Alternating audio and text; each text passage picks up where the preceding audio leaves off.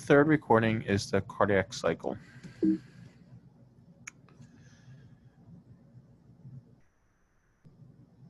The actual process by which blood fills into the cardiac chambers and is pumped out is referred to as mechanical physiology. Cardiac muscle cells contract as a unit to produce one coordinated contraction or a heartbeat, and muscle cells are arranged in a spiral pattern producing a ringing action of the heart when it contracts, thereby forcing the blood out of the ventricles. Pressure changes caused by contractions will drive blood flow through the heart, with valves preventing any backflow. The cardiac cycle is a sequence of events within the heart from one heartbeat to the next. Blood flows in response to pressure gradients. As the ventricles contract and relax, the pressure in the chambers changes, causing blood to push on valves and open or close them. When the ventricles contract, their pressures rise above those in the right and left atria and in the pulmonary trunk and aorta. This causes blood to flow from the ventricles to the vessels and produce two changes in the valves. Both AV valves are forced shut by blood pushing up against them. Both semilunar valves are forced open by the outgoing blood. So here, as the ventricles contract and the pressure building up in here, you're going to close those AV valves and you're going to force open the semilunar valves. When the ventricles relax, opposite occurs. The pressures in the ventricles fall below those in the atria and in the pulmonary trunk and the aorta. The higher pressure in the atria forces the AV valves to open, allowing blood to drain from the atria into the relaxed ventricles. The higher pressures in the pulmonary trunk and the aorta push the cusp of the semilunar valves closed. So now in this case, what happens is, you are filling in, your pressure's building up in the atria, that's going to open up this valve. When this valve opens up, 80% of blood will passively move into here. The pressure is much higher here now, so that's actually going to close those semilunar valves. A stethoscope, this is a clinical device that can be used to listen to the rhythmic heart sounds. Under normal conditions, blood flowing through the AV and semilunar valves is relatively quiet. The sounds occur only when the valves close. Sounds are not due to the actual valve slamming shut, likely result from the vibrations of the ventricular and blood vessel walls. There are two heart sounds, S1, sound 1, or little lub, when the AV valves close, and sound 2, S2, the dub, when the semilunar valves close. S1 is typically longer and louder than S2, although it's lower in frequency. So when you go to your primary care physician, what they're typically doing is they're going to move the stethoscope over 4 areas of your chest, and the reason for this is listening to the aortic valve, the tricuspid, mitral, or pulmonary valves. And they're listening for those sounds. They're listening to see if there's any issues there. One of more common findings on the chest oscillation is audible sound called a heart murmur. This occurs when blood flow through the heart is turbulent. Heart murmurs are generally caused by defective valves. This may result from defective chordae tendineae or holes in the interatrial or interventricular septum. Children, however, often have heart murmurs that do not represent any defects. The chest oscillation may also reveal extra heart sounds. S3, or sound 3, can occur just as blood begins to flow into the ventricles right after S2.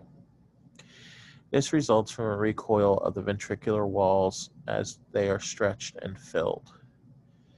S4, this is heard when most of the blood has finished draining from the atria to the ventricles, just before S1. This typically results from blood being forced into a stiff or large ventricle, Both S3 and S4 may represent pathology. They can also occasionally be heard in a healthy heart.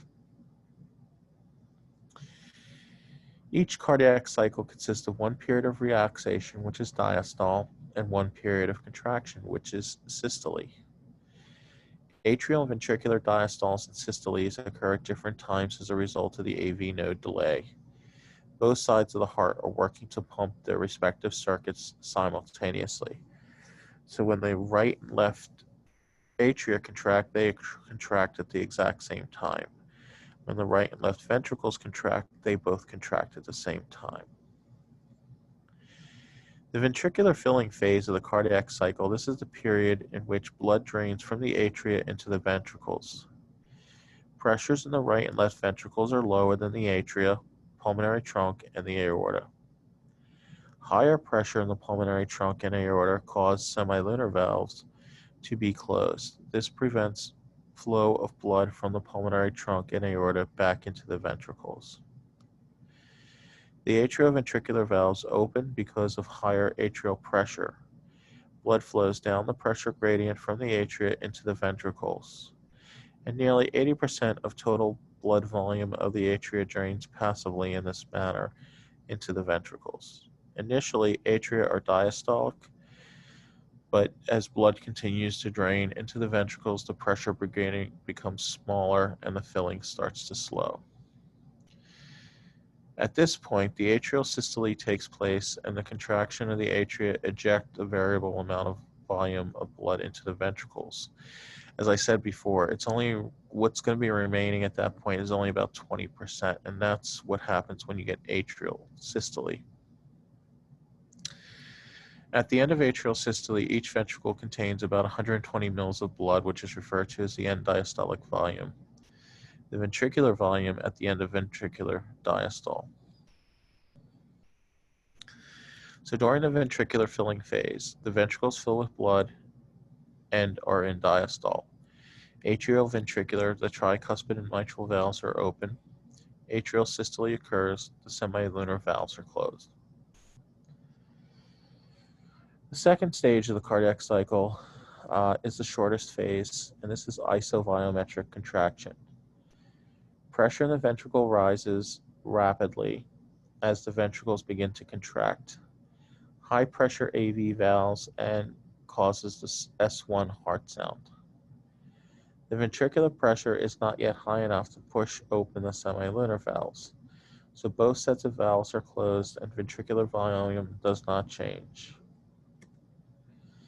So during the isoviometric contraction phase, the ventricular systole begins. The AV and semilunar valves close when enough pressure builds up in the ventricles, and atrial diastole begins. Atrial diastole is atrial relaxation. The third phase of the cardiac cycle is ventricular ejection phase.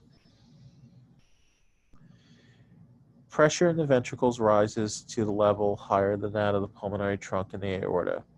This pushes the semilunar valves open.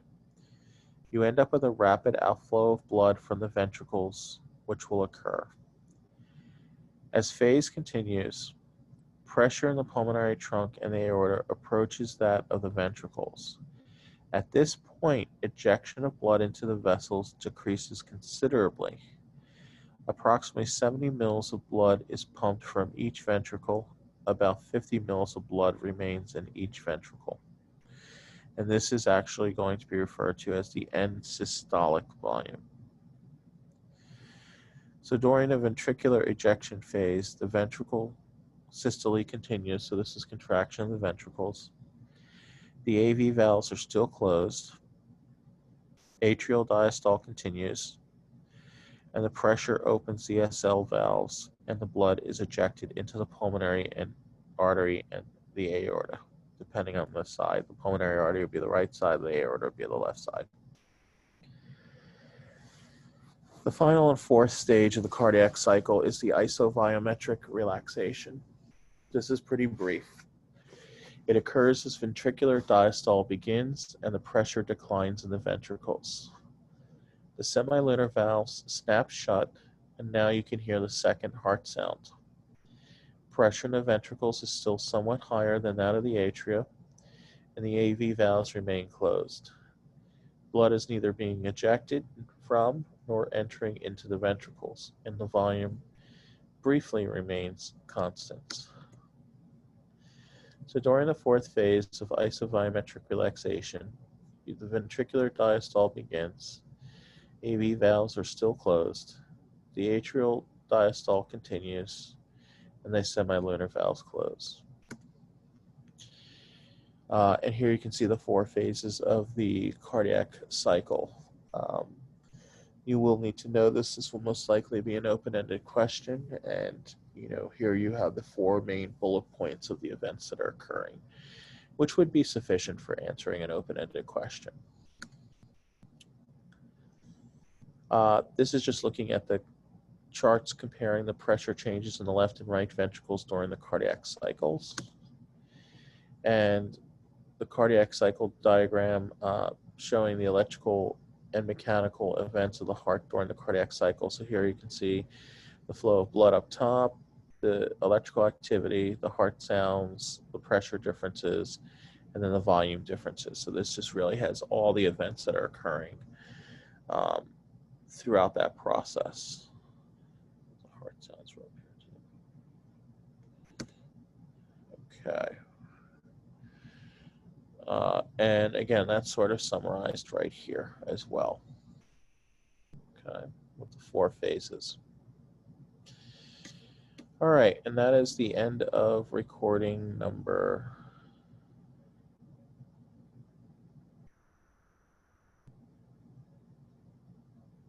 3. Okay.